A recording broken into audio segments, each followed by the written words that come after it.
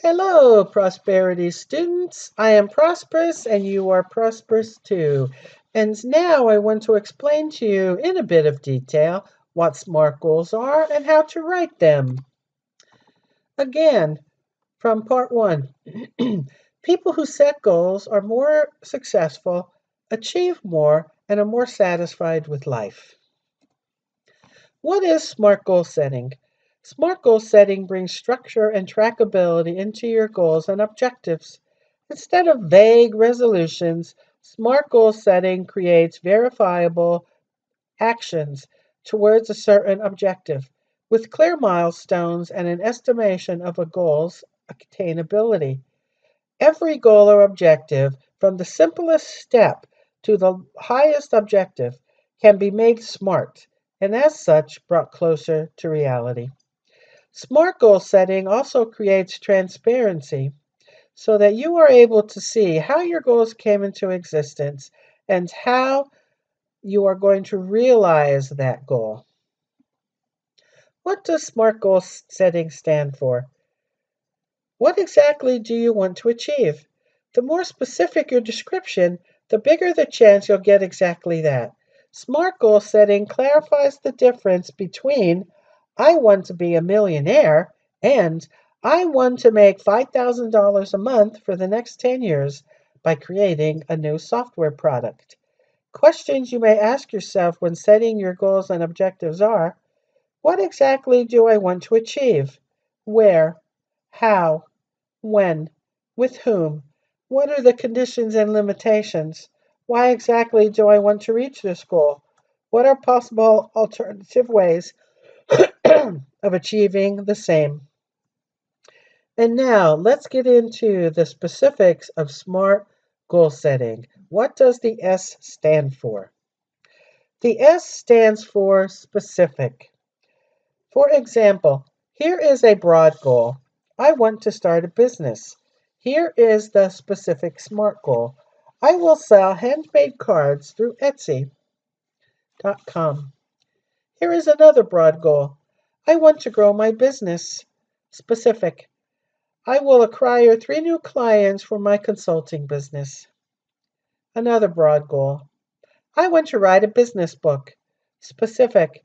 I will write a book about social media that is a minimum of 150 pages. The next part of the SMART goal, the SM, is measurable.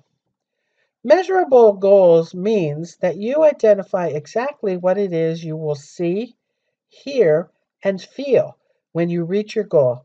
It means breaking your goal down into measurable elements. You'll need concrete evidence. Being happier is not evidence. Not smoking anymore because you adhere to a healthy lifestyle where you eat vegetables twice a day and fat only once a week is. Measurable goals can go a long way in refining what exactly it is that you want to. Defining the physical manifestations of your goal or objective makes it clearer and easier to reach. The next part of the SMART goal, the A. A is for attainable. Is your goal attainable? That means investigating whether the goal really is acceptable to you. You weigh the effort, time, and other costs your goal will take against the profits and other obligations and priorities you have in life. If you don't have the time, money, or talent to reach a certain goal, you'll certainly fail and be miserable.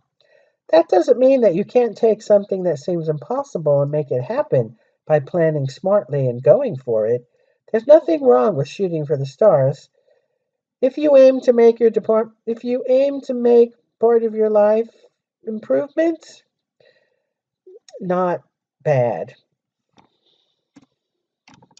The next part of the SMART goal, SMAR, for relevant, is reaching your goal relevant to you. Do you actually want to run a multinational, be famous, have 3 children, and a busy job? You decide for yourself whether you have the personality for it or your team has the bandwidth. If you're lacking certain schools, you can take workshops and classes. If you lack certain resources, you can find ways to get them. The main questions: why do you want to reach this goal? What is the objective behind the goal, and will this goal really achieve that? You could think that having a bigger team or more money will make you better, but will it really? The last part of the SMART goal, the T, is time. Make a tentative plan for everything you do. Everybody knows that deadlines are what makes most people switch to action. So install deadlines for yourself and your team and go after them. Keep the timetable realistic and flexible. That way you can keep morale high with yourself and your family. Being too stringent on the timely aspect of your goal setting can have a negative effect of making the learning path of achieving your goals and objectives into a hellish race against time, which is most likely not how you want to achieve something. Here is an example of a SMART goal. The broad goal is I want to start a business.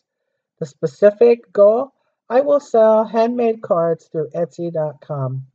The measurable part, I will be ready to take my first Etsy order within 4 weeks, and I will aim to sell a minimum of 5 cards per week. Attainable, I will get set up on Etsy first. Then I will build an inventory of 30 handmade cards to sell.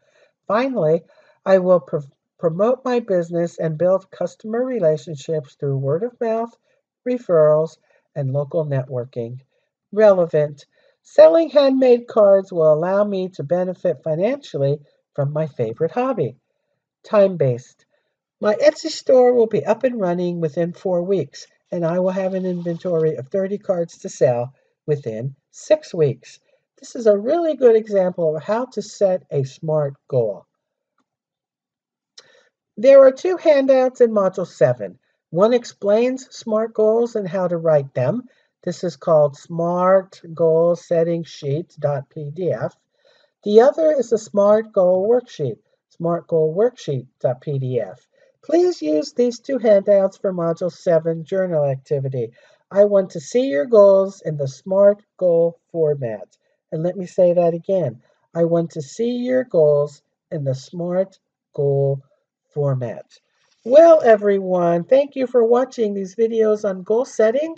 Remember, you are prosperous, and I am prosperous too, and have a God-inspired day.